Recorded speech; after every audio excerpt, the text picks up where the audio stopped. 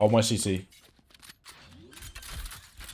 Heaven dead, 1 CT. One enemy remains. Hi everyone, and today's video is the first in what will hopefully become a relatively useful series that focuses on how our mentality affects our performance in game and how we can improve it, basically. Everyone gets frustrated at things that happen in game. We all know it, we've all seen it. They're still standing there! But it's not a beneficial way of reacting to things if you're actually trying to play your best. So what I hope to do in this video is give you a way of changing your thinking that will make you reconsider how you understand the decisions that you make, the plays that you make, and the significance of their results. Now the first thing I want to focus on is why long-term progression and performance is the only thing that counts. That's all you should be worried about.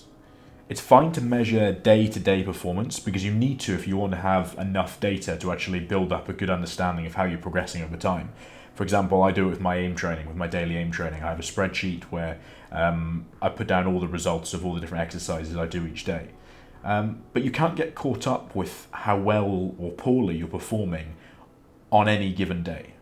Losing one gunfight doesn't matter if you drop 20 kills on a map, for example. Or playing badly on one map doesn't matter if you then smash the rest of the series.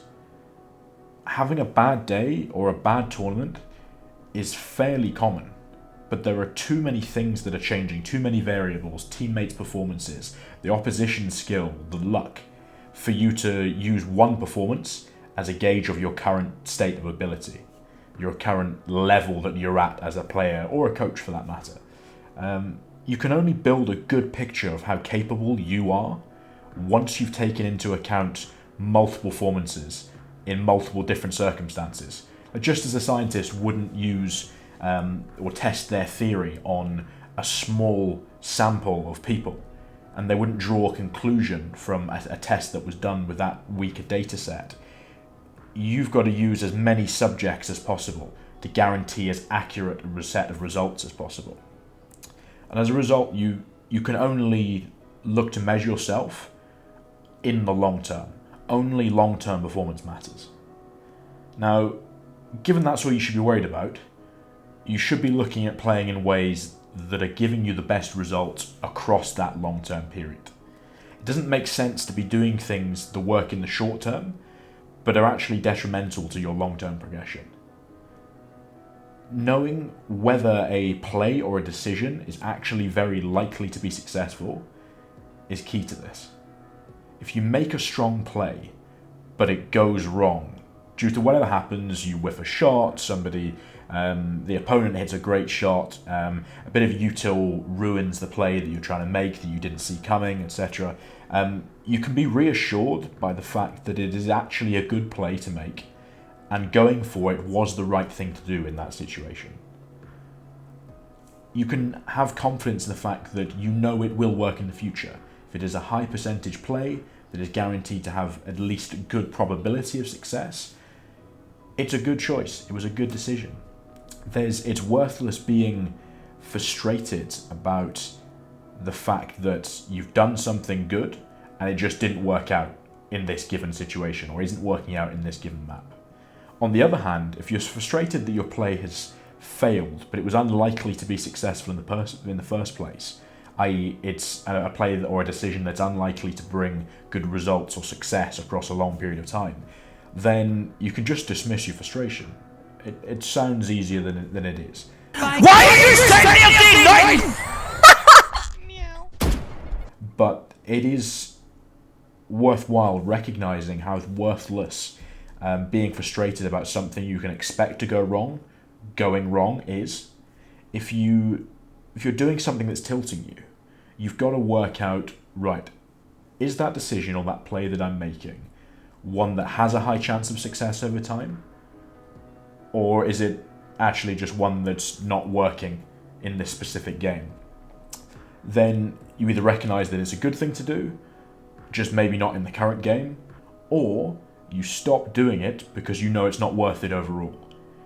Either way, there's no frustration about the result of what you're actually trying to achieve.